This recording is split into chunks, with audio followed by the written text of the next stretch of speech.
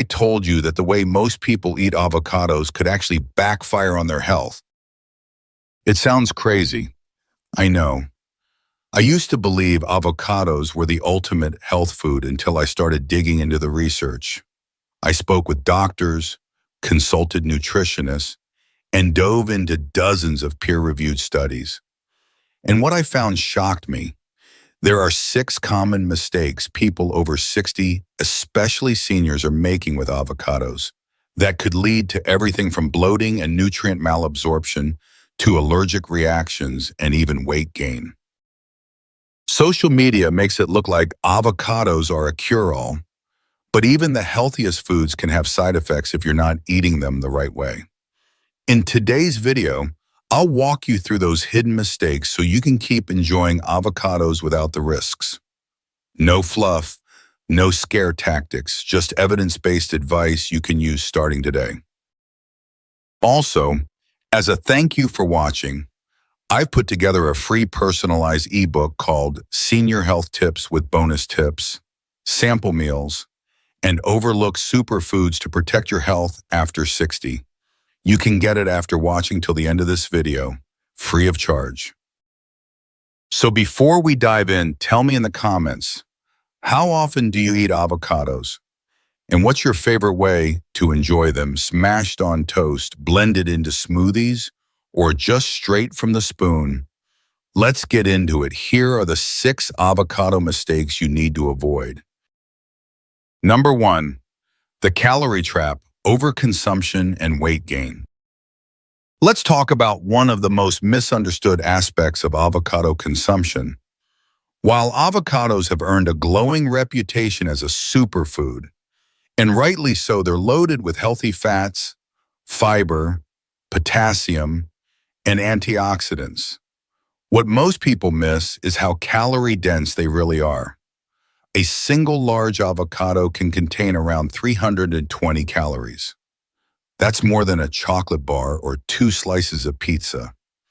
Yet because of their health halo, people often eat them freely, thinking they're doing their body a huge favor. Here's what science actually says. A well-known study in the Journal of the American Heart Association followed participants who ate 1 avocado a day for 6 months. The results, no weight gain. Sounds like great news, but here's the catch. These people were also carefully managing the rest of their diet. In other words, the avocado was replacing other fats, not piling on top of them. Unfortunately, that's not how most people eat. Let's be honest, how often do you eat a full avocado with breakfast? Then add another half to lunch, add it to a smoothie, toast, or wrap, and you're unknowingly adding 150 to 250 extra calories each time. That can easily lead to an extra 500 to 600 calories a day just from avocados. And this isn't just theory.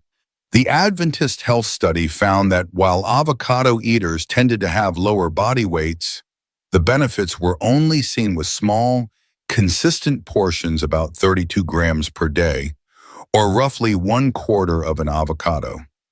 Most people eat at least double or triple that in one sitting without realizing it. It's also worth mentioning that many avocado-based meals are already calorie-dense, like guacamole with chips, avocado toast with eggs and cheese, or smoothies with added nut butters. These stack calories fast. So here's the takeaway. Avocados are healthy but not calorie-free. If you want to enjoy their benefits without the weight gain, treat them like any other fat source. Don't just add them, swap them in. Use them instead of mayonnaise, cheese, or oil-based dressings. And try measuring your servings for a week. You might be surprised how much you're really eating. Quick question for you. How much avocado do you normally eat at once? A quarter, half? A full one? Drop it in the comments. I'd love to see how your habits compare. Next is number 2, ignoring the hidden toxin person. With something that rarely makes the headlines but deserves your full attention, a naturally occurring compound in avocados called persin. Most people have never heard of it, yet it's present in every avocado you eat. Persin is a fungicidal toxin produced by the avocado plant as a defense mechanism. It helps protect the fruit from molds and pests, but it's not entirely innocent when it comes to human health. Persin is found in every part of the avocado plant, the leaves, bark, seed, and even the flesh we eat. The concentrations are highest in the non-edible parts, but the flesh still contains trace amounts. For healthy individuals, eating normal servings of ripe avocado flesh is generally considered safe. However, there's more to the story, especially if you're consuming avocados frequently or have underlying health issues. One lab study published in a peer-reviewed toxicology journal exposed human white blood cells to avocado fruit extract and found that it caused genotoxic effects, meaning it damaged the DNA inside the cells. While this research was conducted in a petri dish and not inside the human body, it raises an important point. How do compounds like persin behave with long-term cumulative exposure? More alarming is the evidence from animal studies. Birds are notoriously sensitive to persin. Even a small amount of avocado can be fatal. In mammals like goats, horses, and rabbits, persin has been linked to serious conditions including mastitis, myocardial tissue damage, and respiratory distress. While human bodies are more robust, not everyone processes toxins the same way. Individuals with liver issues or chronic inflammation may be more vulnerable to its effects over time. So what can you do to stay safe? Avoid consuming avocado leaves, seeds, or bark in any form, including teas, smoothies, or supplements. If you eat avocados daily, try following a 5 days on, 2 days off rotation to reduce consistent exposure. And most importantly, pay attention to symptoms if you notice unexplained fatigue, bloating, rashes, or digestive changes. It might be worth cutting back. This doesn't mean you need to give up avocados entirely. They're still a rich source of healthy fats and fiber, but like all powerful foods, they should be used wisely, not mindlessly. Stick around because the next mistake involves something most people are doing every morning without realizing it's sabotaging their digestion. Number 3, the cross-reactivity crisis, latex fruit syndrome. Here's something most avocado lovers have never heard of, and it could be putting millions of people at serious risk without them even knowing. It's called latex fruit syndrome, a medically recognized allergic condition where individuals with a sensitivity to natural latex also experience allergic reactions to certain fruits. And guess which fruit tops that list? That's right, avocados. The science behind this is both fascinating and alarming. When someone develops a latex allergy, usually through repeated exposure to natural rubber found in gloves, balloons, or certain medical devices, their immune system becomes hypersensitive to specific proteins in latex. Shockingly, many of these proteins are molecularly similar to those found in avocados. In fact, avocados contain proteins like class Y chitinases and patatin-like proteins that closely resemble Hep B proteins, major allergens in latex. This similarity confuses the immune system.